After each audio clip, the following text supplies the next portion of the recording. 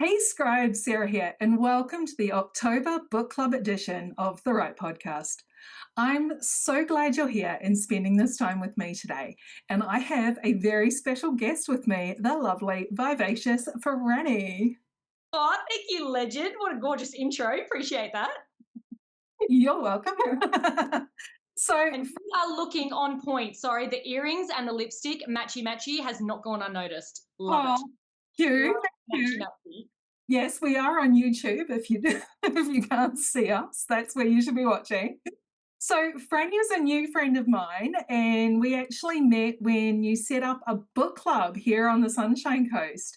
And I was very honoured when you asked me to come and speak to the lovely ladies. What a that was so good. And the fact that I have started a book club is absolutely hilarious because before this year, before January, I didn't even read like that. Maybe like one book every 2 years that was like personal development, never fiction. I've never been a fiction reader. So the fact that this is all coming together has just blown my mind. So, how did you get into reading again then?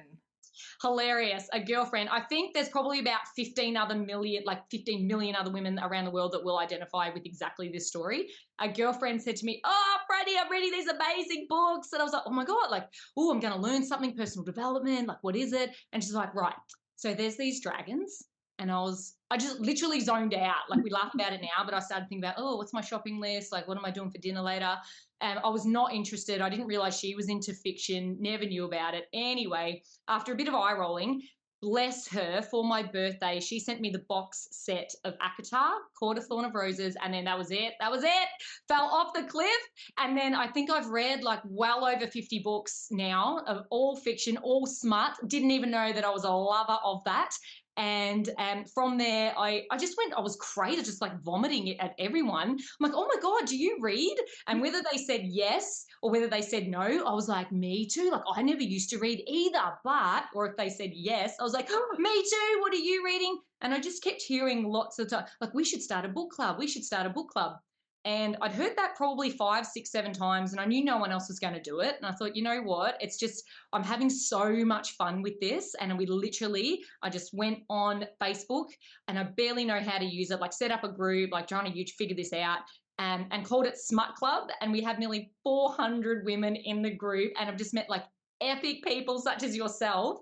And it has been a riot. We're only sort of 4 months in, and that this is literally part of my lifestyle. I could not imagine life without books. It's a complete 180. It is beautiful. I've been to two of them now, and it's so cool. And the women that come, we don't have any men, but I'm sure they're allowed. But the women that come are just, you know, I was looking the other day, and just they're all different ages, Yes. colors, where they're up to in their families and what they do for a living, and it's Yeah. so beautiful and diverse. And I'm just like, this is my tribe. It really is. And that's what I wanted. And I'm so proud of people because it can be really hard, one, to meet people and sort of a serious side, if you will, that it started because I was finding myself lonely. I've got three little kids. It can be like, it's hard to see neighbors that we love next door. You barely see anyone now, but it's that space to be like once a month. If you don't have like 3 hours for yourself once a month, like that's not a life. And to step out and to meet people. And it's been really nice that when you're brave enough to say that, the amount of women that have now come to me and said, I felt exactly the same. And so we've all just connected, like you said, different shapes, sizes, colors, what we do for a living, families, family, no family, it doesn't matter. And we've all come together. And it really is like the best little tribe. Yeah. And we've Yeah. all just connected from smart. Like we've all got that in common. So everyone's family straight away.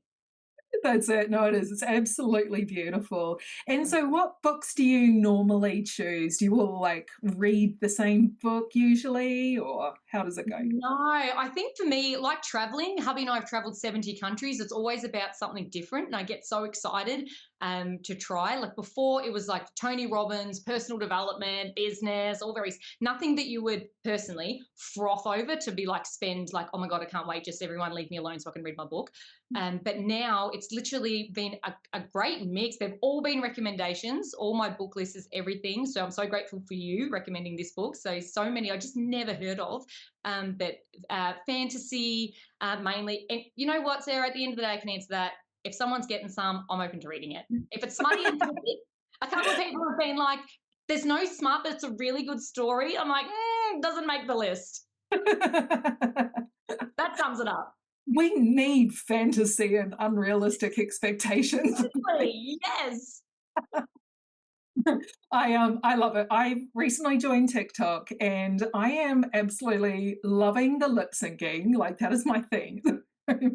Like before I came on, I had, hair and makeup, so I'm like, I'll record some reels. And I just love it. And the content that's in there, and it's beautiful. And the community that are on Book Talk in particular, and Bookstagram as well. I'm loving it. And again, different ages, different geographical locations and everything. So yeah, it's beautiful. I love how that has helped as authors to get our books out there. And a lot of authors, this is how they've broken in and how they've sold books. And that is what brings me to this book that we did read, How to Break My Heart by Kat T. Masen. So Kat T. Masen is one of the OG TikTokers. She came on right at the very beginning when the rest of us were just kind of like, oh my God, I deal with Facebook. I'm not going to TikTok. She got on there and she was posting reels. She was doing lives. She was, right up there.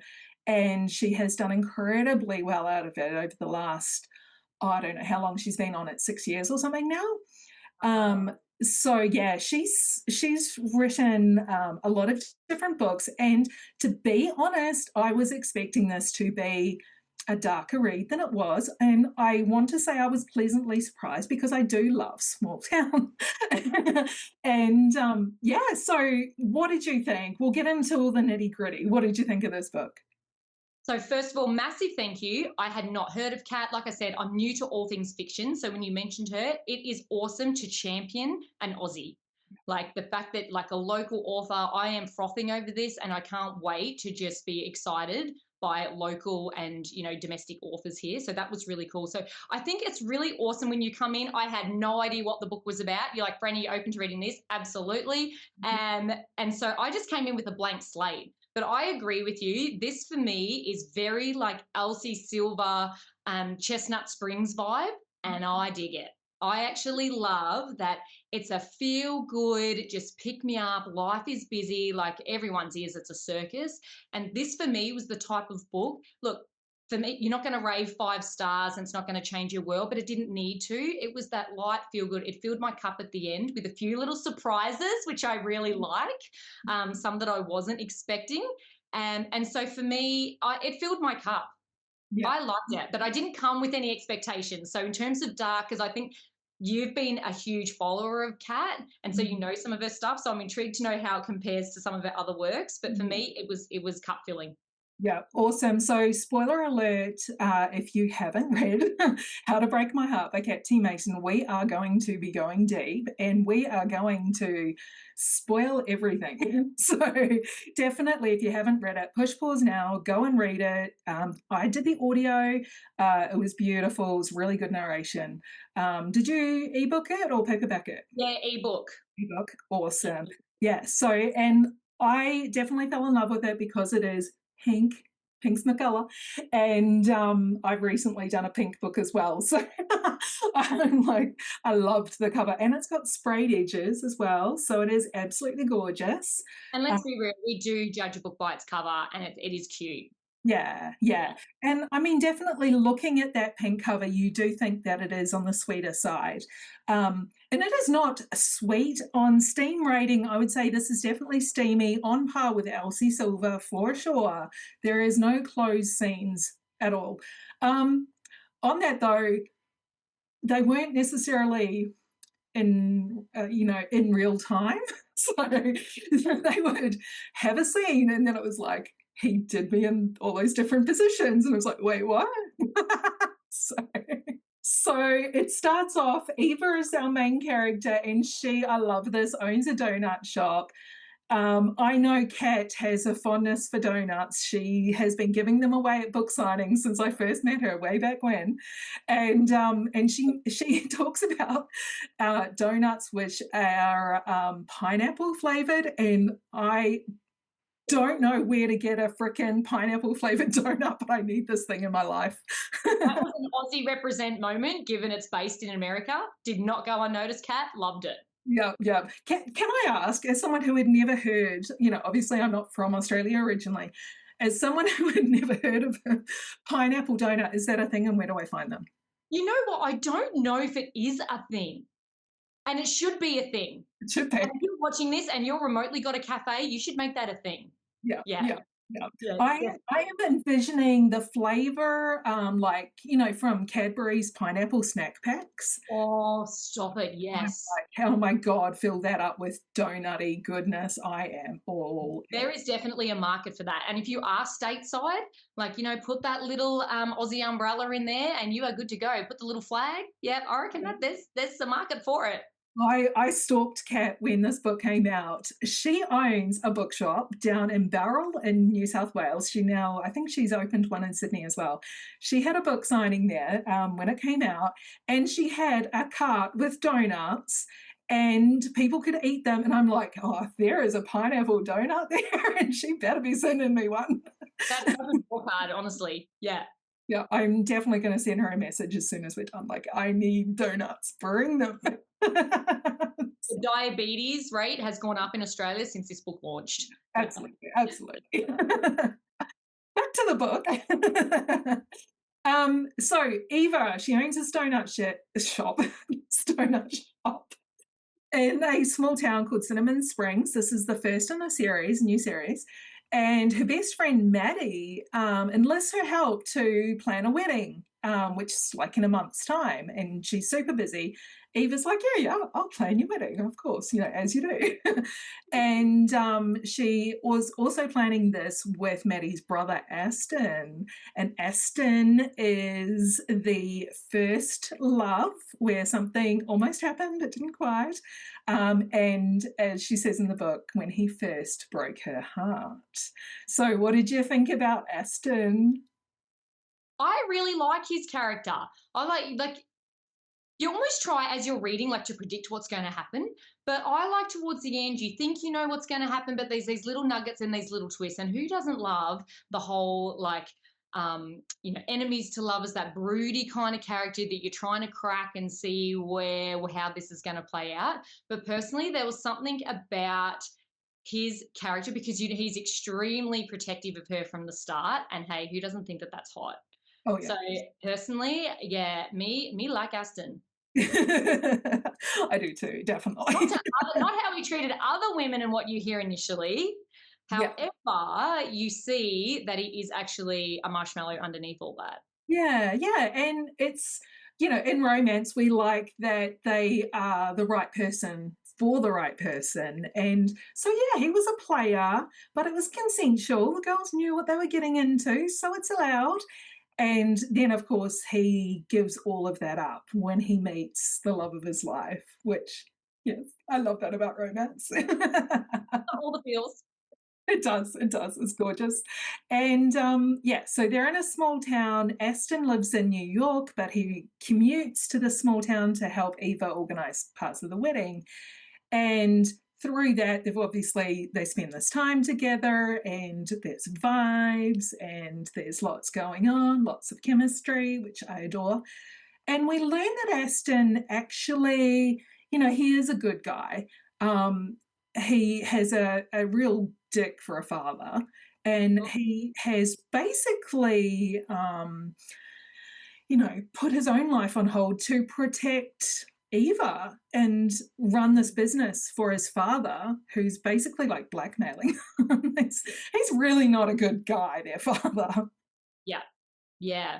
Yeah. But that's the juice at the end, which I won't go into, but I really like that dynamic and the little surprises that you get.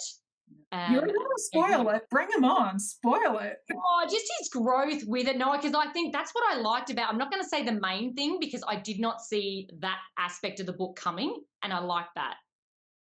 Yeah, it's nice to be surprised. Yeah, for sure. And Maddie is just this vivacious, gets everything she wants, pretty girl.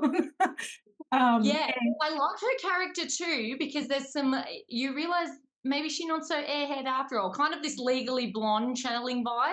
Yeah, yeah. And she comes to her senses. So she's supposed to get married, all the wedding's about to happen, and we throw in one of the best tropes, which is runaway bride. So, Yes, and a nice opening at the end too for some. yeah, Is that going to be in the series? We're going to have a spin off there. yes, we're definitely going to talk about that. Uh, We'll get to that in a minute. So the small town Cinnamon Springs, which I love as a name, and cinnamon is brought up quite a few times. Lots of like foodie references. You've got one of the things I really loved is that Eva has this beautiful friendship with Maddie, just ride or die. Absolutely love it. Like, why can't we all have girlfriends like that? yeah. And then she also has her friend Billy, who works for her as well. And poor Billy's mum dies during this, which was really kind of like, oh, you don't expect that in these sorts of cozy books. Yeah. Death is something we don't like to talk about when it's cozy. But I thought that was really beautiful, the way it was handled, the way Eva stepped up as a friend. This was the day before the wedding's supposed to happen. And the community rallies behind Billy as well, which is just, yeah, really gorgeous. And I thought that gave it so much good substance and interesting, yeah, that it could have Perfect. just been something else and it wasn't. So of course she's Depth. And growing up in a small town, I grew up in a town of 1,200 people, and that's exactly what happens. So yeah. that's extremely relatable if you are a country girl. Yes, yes, so it's gorgeous. And that is why we like small town. Everyone knows each other and knows all the business, which isn't necessarily a good thing, but we love it. So I think with the setup with Maddie and Billy, I think maybe book number 2 is one of those, and I think maybe book number 3 will be the other one. And so my speculating on what book 2 is, I think it's going to be Maddie. Yeah. And yes, right at the end, the girls were checking out some people, and Maddie spotted a girl that she was like, "Ooh, hello." And I thought, yes, please, more of that. And you know what? I will be reading it too. Absolutely. Like when you need that pickup too. And that's really nice when you finish a book and it wants you leaving like with more. Yeah, yeah. It's like, come on, Kat, we need book 2 now. Come on. Yeah. Don't do a Sarah Williams and leave us hanging for a year. Right? Oh my goodness. And cliffhangers. Shocked me with that one. There was boom. When we talk about little nuggets and the twist at the end. Yeah. Boom. Oh yeah, yeah. I'm still dealing with that myself, little. Bailey and I have a lot of deep conversations about how screwed up I'm going to make her in book 2 and 3. Ah, yes. I am very excited for that. You've dropped some nuggets on that, and I can already see like those layers. That's going to be a really great onion. Ah, fantastic. Of course, if you don't know what we're talking about my book Songbird, which came out earlier this year, and book 2 is coming out as soon as I finish writing it. Actually has a new cover, so it's no longer a blue cover, it is a pink cover. As I will talk about in a future solo episode all about covers, because I'm doing a deep dive on that at the moment. But yeah, so leaving cliffhangers, and this will be, a standalone series, Kat T. Mason's one. So I think, yeah, I'm hoping it's going to be Maddie, and I'm hoping they're going to represent. There is really, I've really been thinking about it. Of course, in Songbird, I did do some LGBTIQ, and I think we do need more representation in these small town books.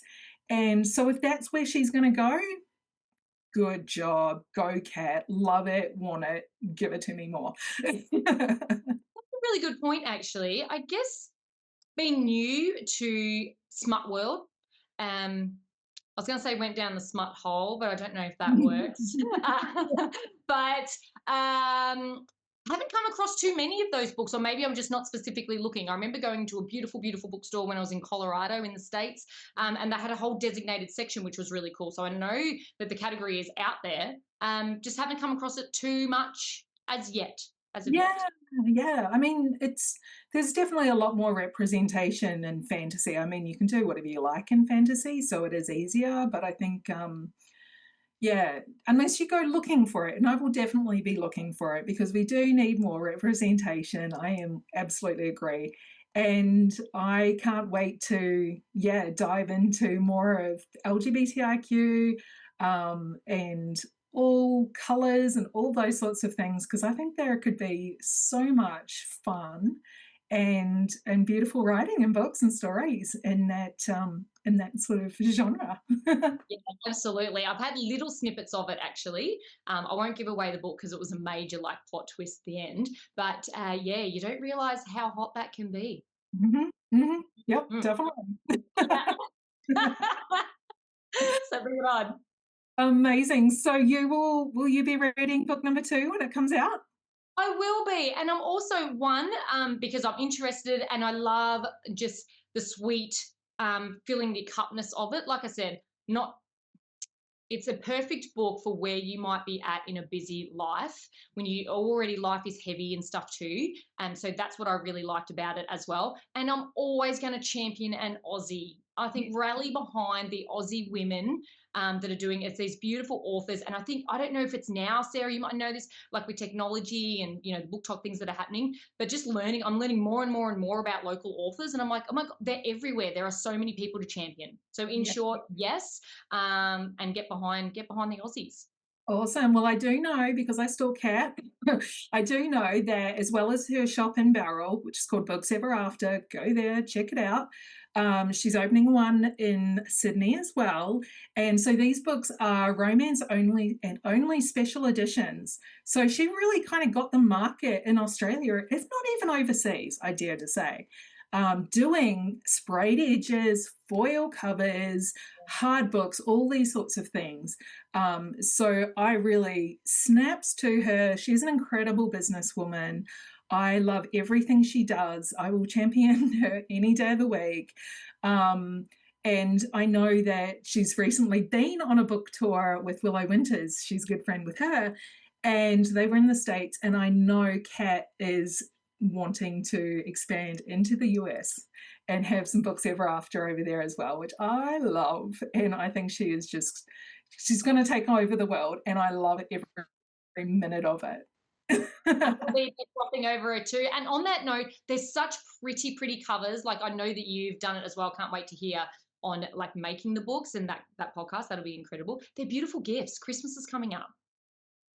It's such a win. So Like, think much. about what book you could get for someone. And you know what? It's funny that I'm saying this. Even if someone's like, I don't read, that was me in January. My girlfriend, this whole adventure started because my girlfriend was gorgeous enough to buy me a book. Yeah. So Yeah, don't be shy. Great it's Christmas the gift. absolutely, and beautiful trophies for your Yeah. bookshelves, of course. Gorgeous. And Yeah. speaking of local authors, I'm going to be hosting the Sunshine Coast Fiction Festival. And gosh, by the time this goes out, it's literally like going to be 2 weeks away. And we have so many amazing Australian local authors, as well as overseas authors as well, coming in for this festival. I'm so excited. And I just can't wait to like get all these books and get all these books signed and get all their special editions and merch. And it's going to be so much fun. The very first one, you should be so proud of that, bringing everyone together. It's going to be a ride. I'm really looking forward to it. Thanks, girl.